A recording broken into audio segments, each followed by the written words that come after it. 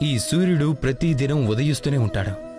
తను మర్చిపోతాడు గత సాయంత్రం తను అస్తమించాడు అని. మళ్లీ ఉదయిస్తూ ఉంటాడు, పూర్తి ప్రపంచానికి ప్రకాశం ఇస్తూ ఉంటాడు.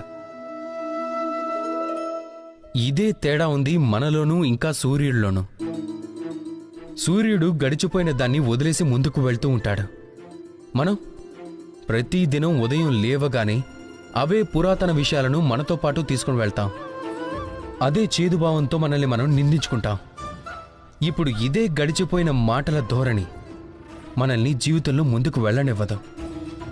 చూడండి, ఇదే జీవితం అంటే.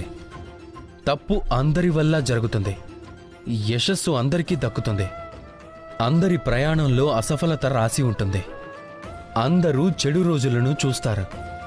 కానీ ఈ అన్ని విషయాలను మర్చిపోయి ఎప్పుడైతే జీవితంలో ముందుకు వెళ్తారో అప్పుడే ఈ ప్రపంచంలో ఆకాశంలో సూర్యుడిలాగా మారి మెరుస్తారు. అందుకని ప్రతిరోజు మేల్కోండి. ఒక కొత్త జన్మతో పాటు, ఒక కొత్త ఉత్సాహంతో పాటు, ఒక కొత్త లక్ష్యంతో పాటు. ఎందుకంటే ఈ గడిచిపోయిన మాటలు మిమ్మల్ని బాధ పెట్టడం కోసం కాదు, కేవలం శిక్షణ ఇవ్వటం కోసం మాత్రమే ఉంటాయి.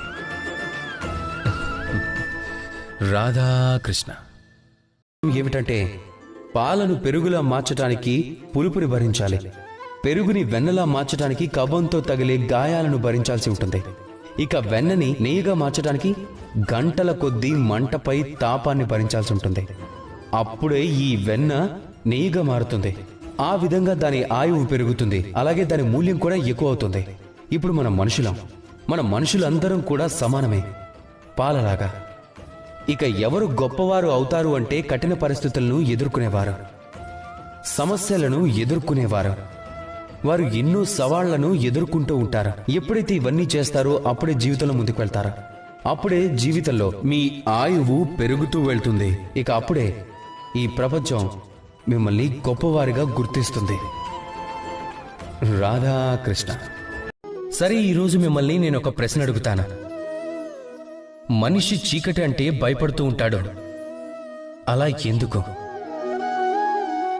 దీనికి సమాధానం ఏమిటంటే ఆ చీకటిలో మనిషి ఏమీ చూడలేడు, ముందుకు చూడలేడు, అలాగే వెనక్కి చూడలేడు.